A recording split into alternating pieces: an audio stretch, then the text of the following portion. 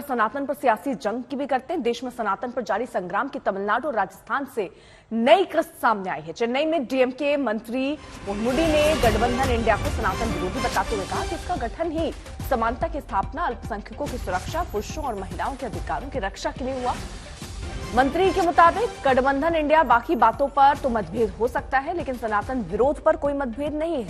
सवाल यह भी कि क्या गठबंधन इंडिया के सारे दल उनके इस बयान को पचा पाएंगे। हालांकि उनके इस बयान के फौरन बाद केंद्रीय मंत्री गजेंद्र सिंह शेखावत का एक पलटवार सामने आया। सनातन विरोधियों की जवान खींच लेने और आंखें निकाल लेने की धमकी तक दे डाली।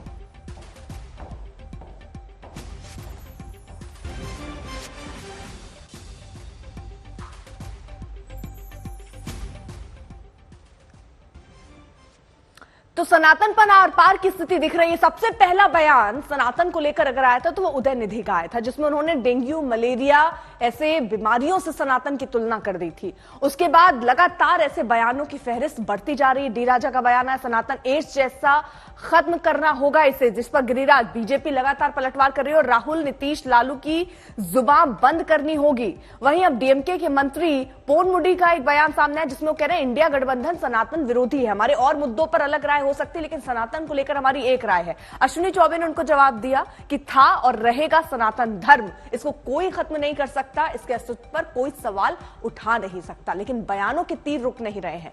अमित शाह ने भी कहा कि हमारी संस्कृति खत्म करने की ये साजिश दरअसल इंडिया गठबंधन की तरफ से हो रही है। जेपी नड्डा का बयान आया कि विपक्ष सनातन को खत्म करना चाहता है और इसलिए ऐसे बयान दे रहा है। लेकिन अभी भी संशय वाली स्थिति यह है, कई ऐसे बयान आ रहे हैं लेकिन अभी भी बहुत सारे ऐसे राजनीतिक दल हैं जो इंडिया गठबंधन से जुड़े हुए हैं, उनका अपना स्टैंड इसको लेकर क्या है वो भी साफ होना चाहिए। सौगंध में उन सब हमारे पूर्वजों की, जिन्होंने, चाहे वो महाराजा सूरजमल होंगे, चाहे वीर दुर्गादास होंगे, महाराणा प्रताप है, हम सबको उनकी सौगंध उठा करके खड़े होना पड़ेगा कि हम इस सनातन पर हमला करने वालों को बर्दाश्त नहीं करेंगे। हम बर्दाश्त नहीं करेंगे, हम उनको उखाड़ करके फेंक दें और चुनौती के साथ में खड़ा होना पड़ेगा। जो सनातन के विरोध में बात करेगा उस हर बोलने वाली, शब्द बोलने वाली जबान को हम खींच करके बाहर निकाल देंगे। जो सनातन की तरफ आंख उठा करके देखेगा उस उठने वाली हर एक आंख को हम उंगली डाल करके आंख को बाहर निकाल देंगे। हम चुनौती देते हैं कि सनातन के विरुद्ध बात करने वाला कोई भी व्यक्ति इस देश में जो है अपनी राजनीतिक ताकत और हैसियत बना करके नहीं रख पाएगा। इंडिया என்பது ஒரு சனாதன கொள்கைக்கு எதிர்ப்பாக உருவாக்கப்பட்டிருக்கிற கூட்டணிதான் இந்தியா. எங்களுக்குள் கருத்து வேறுபாடுகள் இருக்கலாம், ஆனால் இந்த சனாதனத்தை எதிர்க்க வேண்டும் என்பதிலே யாருக்கும் எந்த வேறுபட்ட கருத்தும் இல்லை. இதில் இருப்பவர்கள் எல்லாம் சமத்துவத்தை உருவாக்க வேண்டும், மத இந்த சிறுபான்மை சமுதாயத்தை காப்பாற்ற வேண்டும், ஆண் பெண் சமத்துவத்தை காப்பாற்ற வேண்டும், இந்த சமூக சிந்தனையோடு இந்த இயக்கத்தை உருவாக்க வேண்டும் என்பதுதான் இன்று 26 கட்சிகள் உருவாகி இருக்கிற இந்த இந்தியா கூட்டணியினுடைய நோக்கம்.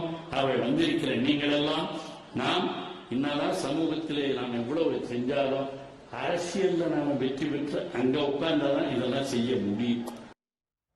उधर एआईएमएम के अध्यक्ष असदुद्दीन ओवैसी ने केंद्रीय मंत्री गजेंद्र सिंह शेखावत के राजस्थान में दिए बयान को मुद्दा बनाते हुए अपनी प्रतिक्रिया सोशल मीडिया साइट्स पर लिखी। उन्होंने लिखा कि शेखावत सनातन विरोधियों के खिलाफ हिंसा को बढ़ावा दे रहे हैं।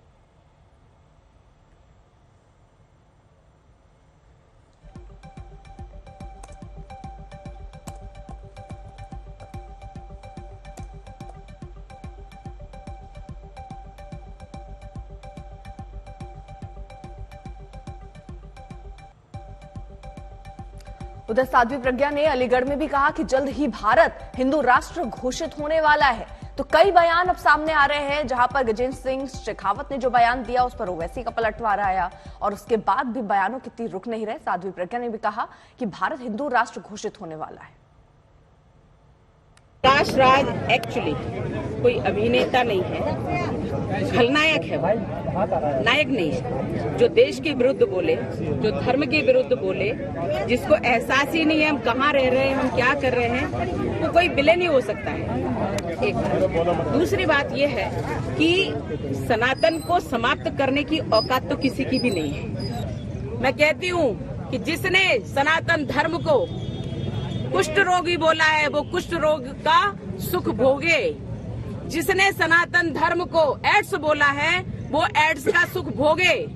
जिसने सनातन धर्म को मलेरिया और डेंगू बोला है, वो मलेरिया और डेंगू का कष्ट, वो सुख भोगे, कष्ट नहीं सुख भोगे उसका, क्योंकि उन्हें बहुत अच्छा लगता है ये। और जिसने कुष्ठ रोग कहा, वो कुष्ठ रोग का सुख भोगे। प्रभु उनको भरपूर देना, जिससे उन्हें पूर्ण आनंद मिले इसका।